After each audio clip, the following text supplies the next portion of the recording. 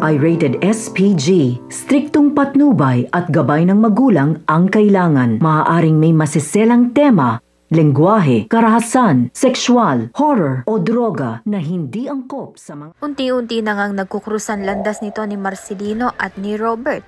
Kaya naman nga nakabahan nga itong si Gerald na mahuli nga sila dahil alam na nga ni Gina ang katotohanan, nagbalik na nga ang ama ni Gerald at alam nga ni Gina na si Marcelino nga ang dating kaibigan nito ni Robert na trumaydor sa kanya. Kaya naman nga alam ni Gina na malaki nga ang galit nito ni Robert kay Marcelino.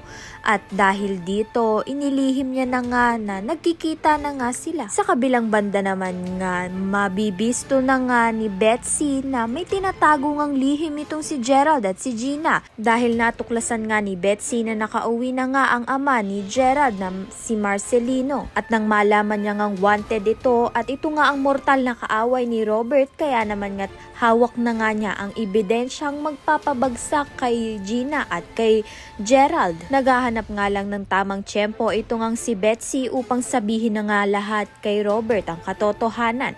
Kaya naman nga't yan at iba pa ang dapat nating pakaabangan. Maraming salamat sa iyong panonood.